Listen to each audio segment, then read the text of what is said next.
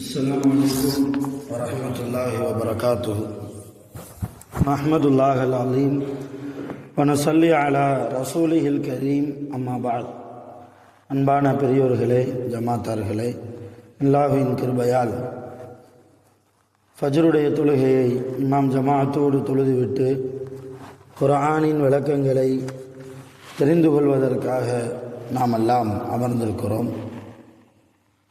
ரப்பு சுப்ஹானஹு வ தஆலா நம்முடைய எல்லா அமல்களையும் பரிபூர்ணமாக கபூல் செய்வானாக. ஆமீன். இன்றைய நாளை ஹைர் பரக்கத்துகள் நிறைந்த நாளாக, கெட்ட முடிவுகளை விட்டும் முசீபத்துகளை விட்டும் உலகத்தின் ஆபத்துகள், அல்லாஹ்வின் படைப்புகளின் தீங்குகளை விட்டும் பாதுகாப்பு பெற்ற நாளாக அல்லாஹ் இந்த நாளை நமக்கு அமைத்து தருவானாக. ஆமீன். அருமையானவர்களே, சப்பிஹ் இஸ்ம ரப்பிக்கல் அலா ரொம்பவும் பிரபலியமான ஒரு சூரா. அடிக்கடி தொழுகையில் இமாம்களின் மூலமாக ஓதி நாம் கேட்டிருக்கிறோம். குறிப்பாக வியாழக்கிழமை இஷா தொழுகையில், வெள்ளிக்கிழமை ஜும்மா தொழுகையிலும் பிரபலியமாக எல்லா ஆலிம்களும் முதல் ரக்காத்தில் இந்த சூறாவைத்தான் ஓதுவார்கள். இன்னும் சொல்லப்போனால் அதிகமாக வெள்ளிக்கிழமைகளில் இந்த சூறாவை ஓதுவது ரசூலுல்லாஹி ஸல்லல்லாஹு அலைஹி வஸல்லம் அவர்களுடைய சுன்னத்தாக இருக்கிறது. இப்போ எல்லோருக்கும் மனப்பாடமாகவே இருக்கும் என்று நினைக்கிறேன். சிறு பிராயத்திலிருந்தே அடிக்கடி இந்த சூறாவை ஓதி ஓதி நாம் கேட்டதால் நமக்கு அது லகுவாகவே மனப்பாடமாக்கியிருக்கும். இப்போ அப்படிப்பட்ட சூறாவை குறித்து இன்றைக்கு நாம் சுபு பயானில் தெரிய இருக்கிறோம். இந்த சூறாவில் அல்லாஹ் சொல்லுகிறான், சப்பிஹ் இஸ்ம ரப்பிக்கல் அலா. நபியே, உயர்ந்த உங்களுடைய ரப்பினுடைய பெயரை நீங்கள் தஸ்பீஹ் செய்யுங்கள். அல்லாஹ்வுடைய பெயரை நீங்கள் என்ன செய்யுங்க? சப்பிஹ் என்றால் நீங்கள் தஸ்பீஹ் செய்யுங்கன்னு அர்த்தம். இப்போ சுபஹானல்லாஹ், அல்ஹம்துலில்லாஹ் அப்படின்னு நம்ம திக்ரு சொல்கிறோமா இல்லையா? இங்கே அல்லாஹ் என்ன சொல்கிறான்னா, சப்பிஹ் இஸ்ம ரப்பிக்கல் அலா, உங்களுடைய உயர்ந்த இரட்சகனான அவனுடைய பெயரை கொண்டு தஸ்பீஹ் செய்யுங்கள். அல்லாஹ்வுக்கு 99 திருநாமங்கள் இருக்கிறது இல்லையா? அந்த திருநாமங்களை மனப்பாடமாக்கி, அல்லது நம்மளால் எவ்வளவு முடியுதோ அவ்வளவு அல்லாஹ்வுடைய பெயர்களை மனப்பாடமாக்கி அடிக்கடி அவனுடைய பெயரை யா அல்லாஹ் யா அல்லாஹ் இன்றைக்கு நாம் சொல்கிறோம். யா அல்லாஹ் யா அல்லாஹ் இதை நாம் சொல்கிறோம். இதே போன்று யா மஜீத், மஜீத் என்பது அல்லாஹ்வுடைய பெயர். வதூத் அல்லாஹ்வுடைய பெயர். அதே மாதிரி நமக்கெல்லாம் தெரிஞ்ச ரஹ்மான், ரஹீம், இதுவெல்லாம் அல்லாஹ்வுடைய பெயர். இப்போ யா அல்லாஹ் என்பதோடு மாத்திரம் நின்று விடாமல் கிடைக்கிற நேரத்தில் எல்லாம் யா மஜீத், யா வதூத், யா ரவுஃப், யா கஃபூர், இப்படியெல்லாம் அல்லாஹ்வுடைய பெயர்களை நீங்கள் என்ன செய்யுங்கள்? தஸ்பீஹ் செய்யுங்கள் என்று அல்லாஹ் சொல்கிறார். அடுத்து 2வது ஆயத்தில் அல்லதி, அல்லாஹ் எப்படிப்பட்டவன் தெரியுமா? ஹலக, அவன்தான் எல்லா படைப்புகளையும் படைத்தான். படைத்து ஃபஸவ்வா, அந்த படைப்புகளை மிக சரியாக்கியவனும் அவன்தான். வெறுமனை படைச்சிட்டு விட்டுறல. இந்த மனிதனுக்கு எது தேவை எது தேவையில்லை, அவன் எப்படி வாழ வேண்டும் என்கிற வாழ்க்கையின் தத்துவத்தை மிகச்சரியாக அல்லாஹ் படைத்தவனும் அவன்தான். வல்லதி, இன்னும் அந்த அல்லாஹ் எப்படிப்பட்டவன் தெரியுமா? கத்தர, அவன்தான் விதியையும் உருவாக்கினான். ஒவ்வொரு மனுஷனுக்கும் ஒவ்வொரு விதி இருக்கு இல்லையா? எங்கே பிறக்கணும், எப்படி வாழணும், என்ன பெயரோடு அவன் வாழணும், அவனை வைத்து அவனுடைய தாய் தந்தையர்களுக்கு சந்தோஷம் இல்லையா, அவனுக்கு யார் மனைவியாக வர வேண்டும் இல்லையா? இதுதான் நம்முடைய விதி. இந்த விதியை உருவாக்கிய அவன்தான் ஃபஹதா, மனிதர்களுக்கு நேர்வழி காட்டக்கூடியவனும் அல்லாஹுதான். வல்லதி, அல்லாஹ் எப்படிப்பட்டவன் தெரியுமா? அஹ்ரஜல் மர்ஆ, விவசாய பூமியில் இருந்து பூமியை துளைத்து விளைச்சல்களை எல்லாம் பயிர்களை எல்லாம் முளைக்க செய்யக்கூடியவன் அவன்தான். அல்லாஹ் சொல்கிறான். உழுவுறது மட்டும்தான் மனுஷனுடைய வேலை. பூமியை பிளந்து உள்ளிருக்கக்கூடிய விதையை முளைக்க செய்வது அது அல்லாஹ்வுடைய வேலை. அது அவன் செஞ்சால்தான் நமக்கு லாபம் கிடைக்கும். நம்ம தோண்டி பயிரை போட்டு விட்டு வந்துட வேண்டியதுதான், உழுது விட்டுட்டு வந்துட வேண்டியதுதான். அப்போ விளைச்சலை பூமியிலிருந்து கொண்டு வரக்கூடியவன் அவன்தான். ஃபஜஅலஹு, அப்படி விளைந்த அந்த பயிர்களை எல்லாம் உஸாஅன் அஹ்வா, காய வைப்பதும் அவன்தான். காய வைத்து கருமை நிறத்தில் ஆக்க வைப்பதும் அவன்தான். இப்போ இதுவெல்லாம் அல்லாஹ்வுடைய ஆற்றலை பற்றி அல்லாஹ்வே சொல்லுகிறான். அடுத்து ரசூலுல்லாவை பற்றி அல்லாஹ் சொல்லுகிறான். சனுக்குரிவுக்க, நபியே உங்களை நாம் ஓத வைப்போம். எனவே ஃபலா தன்சா, நீங்கள் மறக்க மாட்டீர்கள். உங்களை நாம ஓத வைப்போம். உங்களுக்கு குர்ஆனில் மறதி என்பது கிடையாது. உங்களுக்கு குர்ஆனில் மறதி என்பது கிடையாது. இந்த ஆயத்தை எதனால் அல்லாஹ் இறக்கினா? சனுக்குரிவுக்க ஃபலா தன்சா என்கிற இந்த ஆயத்தை அல்லாஹ் எதுக்கு இறக்கினா என்றால், ஜிப்ரீல் அலைஹிஸ்ஸலாம் அவர்கள் அல்லாஹ்வின் புறத்திலிருந்து வஹியை கொண்டு வந்து ரசூலுல்லாவுக்கு ஓதி காண்பிக்கிற போது ஜிப்ரீல் அலைஹிஸ்ஸலாம் அவர்களோடு சேர்ந்தே ரசூலுல்லாஹ் தன்னுடைய நாவை அசைச்சு ஓதிக்கிடுவாங்களாம். அப்படி தனக்குள்ளே ஓதி பார்ப்பார்கள். அவங்க ஒரு ஆயத்தை ஓதிட்டாங்கன்னா அந்த ஆயத்தை அடுத்த ஆயத்தை கவனிக்காம ஓதின ஆயத்தை என்ன செய்வாங்க, இது பண்ணுவாங்க, ஓதி பார்ப்பாங்க. இப்படி ரசூலுல்லாவுக்கு ஒரு பழக்கம் இருந்ததால் எதுக்காக ரசூலுல்லாஹ் அப்படி ஓதி பார்த்தாங்கன்னா அந்த ஆயத்தை மறந்துடக்கூடாது. அல்லாஹ்வுடைய செய்தி இல்லையா, இதை மிகச் சரியாக மனிதர்களுக்கு கொண்டு போய் சேர்க்க வேண்டிய பொறுப்பு ரசூலுல்லாவுக்கு இருக்குது.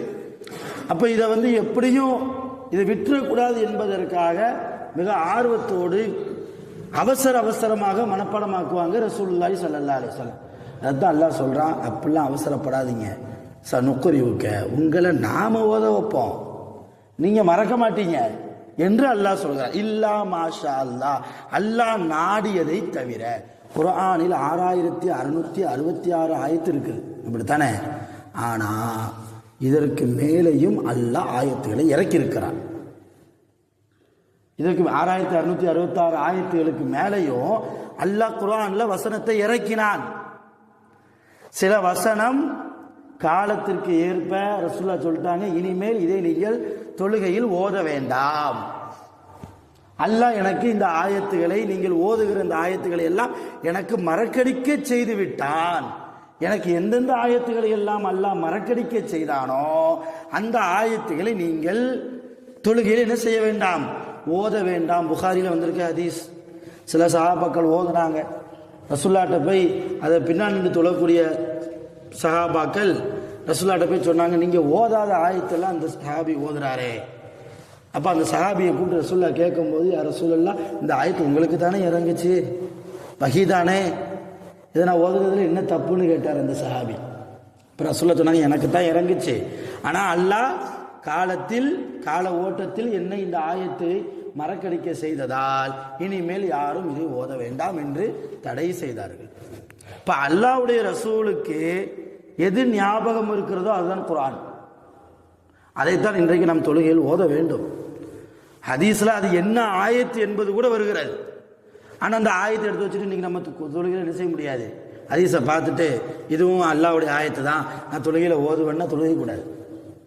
இப்போ குர்ஆன் என்று அல்லாஹ்வால் அங்கீகரிக்கப்பட்டு இன்றைக்கு நமக்கு முன்னால் எது இருக்கிறதோ அந்த குர்ஆனில் இருந்து தான் நம்ம என்ன செய்யணும், தொழுகையில ஓதணும். அதைத்தான் சொல்றேன், இல்லா மாஷா அல்லாஹ், அல்லாஹ் நாடியதை தவிர நீங்கள் எதையும் மறக்க மாட்டீர்கள். இன்னஹு, நிச்சயமாக அல்லாஹ், யஅலமுல் ஜஹ்ர வமா யக்ஃபா, பகிரங்கமாக இருப்பதையும் ரகசியமாக இருப்பதையும் நன்கு அறியக்கூடியவனாக இருக்கிறான். மனிதர்கள்ட்ட தான் மறைச்சிடலாம், அடுத்தவருக்கு தெரியாமல் சில ரகசியத்தை நம்ம வச்சிருக்கலாம். ஆனால் அல்லாஹ்விடத்தில் எந்த ரகசியமும் கிடையாது. அல்லாஹ்வுக்கு தெரியாமல் எதையாவது நம்ம மறைச்சு வைக்க முடியுமா? எதையுமே மறைத்து வைக்க முடியாது. அதுதான் லுக்மான் அலைஹிஸ்ஸலாம் என்று ஒரு நபி தம் மகனுக்கு உபதேசம் செஞ்சாங்க. நிறைய உபதேசம். அதில் ஒரு முக்கியமான உபதேசம் என்ன தெரியுமா? நீ தவறு செய்வதாக இருந்தால் என் மகனே, நீ பாவம் செய்வதாக இருந்தால் அல்லாஹ்வுக்கு தெரியாத இடத்துல போய் பாவம் செஞ்சுக்க. அல்லாஹ்வுக்கு தெரியாத இடத்துல போய் என்ன செஞ்சுக்க? தவறு செஞ்சுக்க. அல்லாஹ்வுக்கு தெரியாத இடம்னு உலகத்தில் ஏதாவது இருக்கா? எல்லாமே அல்லாஹ்வுடைய கண்ணுக்கு முன்னால், பார்வைக்கு முன்னால் வந்து விடுமே. நாம் ரூம்ல இருந்தாலும், இருட்டு அறைக்குள் இருந்தாலும், கரண்ட் வெளிச்சமே இல்லாம கும் இருட்டுல இருளிலே சூழ்ந்து இருந்தாலும் கூட அல்லாஹ் நாம் என்ன செய்கிறோம் என்பது அல்லாஹ்வுக்கு தெரியும். நாம் எந்த நிலைமையில் அங்கே இருக்கிறோம் என்பது அல்லாஹ்வுக்கு தெரியும். அதைத்தான் அல்லாஹ் சொல்றான், இன்னஹு யஅலமுல் ஜஹ்ர வமா யக்ஃபா. அல்லாஹ் பகிரங்கமானதையும் அறியக்கூடியவன், ரகசியமாக இருக்கக்கூடியதையும் அறியக்கூடியவன். எனவே நபியே, அடுத்து அல்லாஹ் சொல்ல வனு யஸ்ஸிருக லில் யுஸ்ரா. நபியே, சுவனத்து பாதையை உங்களுக்கு நாம் லேசாக்கி விட்டோம். நாம் லேசாக்கி விட்டோம் என்றால் இந்த மார்க்கம் லேசான மார்க்கம் என்கிறான் அல்லாஹ். சுவனத்துக்கு போகக்கூடிய பாதை லேசான பாதை என்றால் என்ன அர்த்தம்? இந்த மார்க்கம் மிகவும் இலகுவான மார்க்கம். இந்த ஆயத்திற்கு தோதுவாக ரசூலுல்லாஹ் ஹதீஸில் சொல்றாங்க, அத்தீனு யுஸ்ருன். மார்க்கம் என்பது மிகவும் எளிதானது. கஷ்டம்னே நினைக்கக்கூடாது, கஷ்டம் கிடையாது. அல்லாவே சொல்லிட்டான், என்னுடைய மார்க்கம் இஸ்லாம் தீன் என்பது மிக லேசான ஒரு மார்க்கம், எல்லோரும் பின்பற்றலாம், எல்லோரும் பின்பற்றலாம். இல்லை என்னால பின்பற்ற முடியலன்னு யாரும் சொல்ல முடியாது. அப்படி சொன்னார்னா அவர்கிட்ட ஈமான் இல்லைன்னு அர்த்தம். முழுமையா அல்லாஹ் அவர் ஈமான் கொள்ளலைன்னு அர்த்தம்.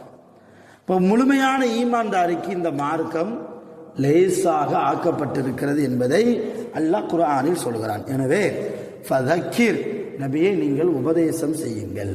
எப்போ தெரியுமா? இன் நஃபஅத்தில் திக்ரா. உங்க உபதேசம் பிரயோஜனம் கொடுத்தா உபதேசம் செய்யுங்க. இப்போ சுபு பயான் நம்ம பேசுறோம், குர்ஆனை தான் பேசுறோம், இதுல சில உபதேசங்களும் செய்யறோம். இது பிரயோஜனம் இல்லைன்னு வைங்க, உங்களுக்கு இங்க நான் பேசியதாக பிரயோஜனமா? இதுக்கு முன்னால் இருந்த தாலிமே வாசிச்சு விட்டுட்டு போயிருக்கலாமே.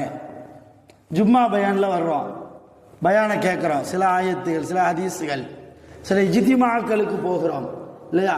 அல்லாஹ் ரசூலை பற்றி பேசக்கூடிய இடங்களுக்கு போகிறோம். போன பிரயோஜனம் அடையணும், குர்ஆனின் மூலமாக, ஹதீஸின் மூலமாக. இப்போ சாதாரணமாக ஒரு நாளைக்கு வேலைக்கு போகிறோன்னு வைங்க, கூலி இல்லாமல் திரும்ப வருவோமா? பார்த்த வேலைக்கு பிரயோஜனம் கிடைக்கணும் என்று நாம் நினைக்கிறோமா இல்லையா?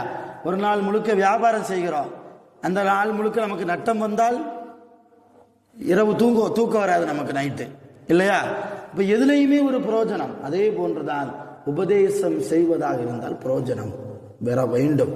அதைத்தான் ரசூலுல்லாஹ் சொல்றாங்க, எல்லோருக்கும் உபதேசம் செய்யாதீங்க. அல்லாஹ் சொல்றான், எல்லோருக்கும் உபதேசம் செய்யாதீங்க. யாருக்கு உபதேசம் செய்தால் பிரயோஜனம் அளிக்குமோ அவனுக்கு மாத்திரம் நீங்கள் உபதேசம் செய்யுங்கள். அதுதான் ஃபதக்கிர் இன் நஃபஅத்தி திக்ரா. எல்லோருக்கும் உபதேசம் செஞ்சு வைங்களேன். நம்ம உபதேசத்தை எடுக்காத நபர்களுக்கு உபதேசம் செஞ்சா உங்க மதிப்பு போயிரும் என்கிறான் அல்லாஹ். நீங்கள் பேச வேண்டிய இடத்தில் தான் பேச வேண்டும். எல்லா இடத்திலும் பேசினால் வாயை திறந்தா வளன்ட்டு போடா அப்படின்ட்டு போயிடுவான் இல்லையா? மௌனமாக இருப்பது தான் மதிப்பு என்கிறான் அல்லாஹ். இந்த ஆயத்து நிறைய படிப்படை. அதனால ரசூலுல்லாஹ் தேவையில்லாத இடத்துல, தேவையில்லாத நபர்களிடத்தில் வாயவே திறக்க மாட்டாங்க. இமாம் ஷாஃபி ரஹ்மத்துல்லாஹ் கூட அவங்கள மதித்து மஷவராக்கு கூப்பிடுவாங்க. ஏதாவது முக்கியமான முடிவு எடுக்கிறதா இருந்தால் அவங்க வாழ்ந்த பகுதிகளில், அந்த மஹல்லால ஒரு மஷவராக்கு கூப்பிடுவாங்க.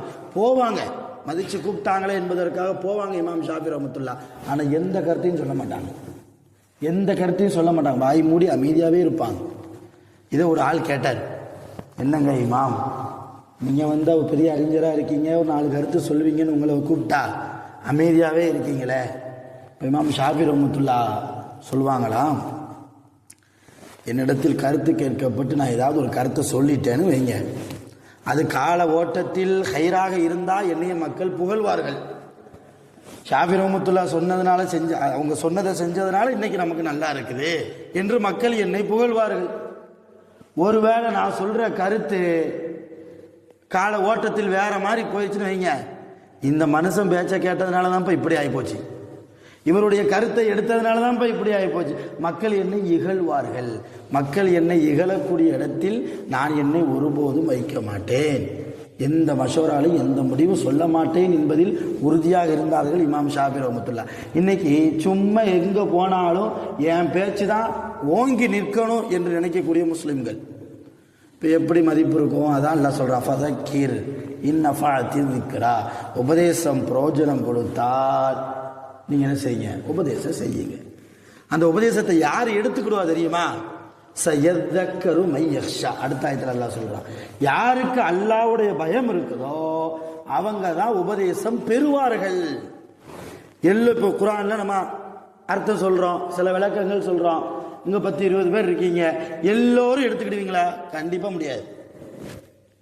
அல்லாஹ்வுடைய பயம் உங்கள்கிட்ட யாருக்கு இருக்கிறதோ அவங்க தான் எடுக்க முடியும். அல்லாஹ்வுடைய பயம் இல்லைன்னு வைங்க, நமக்கு இந்த உபதேசம் நமக்கு ஏதோ அசத்து சொன்னாரு, நம்ம கேட்டோம் போகிறோம், அவ்வளோதான். அது அருமையான பெருமக்கள், இது போன்று தொடர்ந்து ஆயத்துகள் வருகிறது. இன்ஷா அல்லாஹ் நாளைய தினம் நாம் அடுத்த ஆயத்திலிருந்து இந்த சூறாவை பற்றி அல்லாஹ் என்ன சொல்கிறான் என்பதை நாம் தெரிந்து கொள்வோம். ஆக சுருக்கமாக அல்லாஹ்வுடைய திருநாமங்களை அதிகமாக மனப்பாடம் செய்து நேரம் கிடைக்கிற பொழுதெல்லாம், குறிப்பாக ரஜபுடைய மாதத்தில் இருக்கும், அடுத்து ஷாபான் பாக்கியமான மாதம், அதுக்கடுத்து மிகப்பெரிய பாக்கியம் ரமலானுடைய மாதம் வர இருக்கிறது. அந்த ரமலானுடைய மாதத்தில் அல்லாஹ்வுடைய பெயரை சொல்லி அவனுடைய திருநாமத்தை உச்சரித்து நாம் ரப்பிடத்தில் பிரார்த்தனை செய்கிற போது மிகப்பெரிய கூலி அல்லாஹ் நமக்கு வைத்திருக்கிறான். முடிந்த அளவுக்கு நிறைய இபாதத்துகளில் ஈடுபடுவோம். தேவையில்லாத சர்ச்சைகளை விட்டும், தேவையில்லாத பாவங்களை விட்டும், தவறுகளை விட்டும், ஷைத்தான்களுடைய சூழ்ச்சிகளை விட்டும் நம்மை நாம் பாதுகாத்துக் கொள்வோம். வல்ல ரஹ்மான் அப்படிப்பட்ட நல்ல தௌஃபீக்கினை நம் அனைவர்களுக்கும் நிரப்பமாக வழங்கிடுவானாக. நோயில்லாத வாழ்க்கையை ஆஃபியத்தோடு ஆரோக்கியத்தோடு உலகத்தில் வாழ்வதற்கு அல்லாஹ் அருள் செய்வானாக. வாஹிர் தஅவானா அல்ஹம்துலில்லாஹி ரப்பில் ஆலமீன். சுப்ஹானல்லாஹி வ பிஹம்திஹி, சுப்ஹானக்கல்லாஹும்ம வ பிஹம்திக, அஷ்ஹது அன் லா இலாஹா இல்லா அன்த, அஸ்தக்ஃபிருக வ அத்தூபு இலைக். ஆமீன். சுப்ஹான ரப்பிக ரப்பில் இஸ்ஸத்தி அம்மா யசிஃபூன் வ ஸலாமுன் அலல் முர்ஸலீன் வல்ஹம்துலில்லாஹி ரப்பில் ஆலமீன்.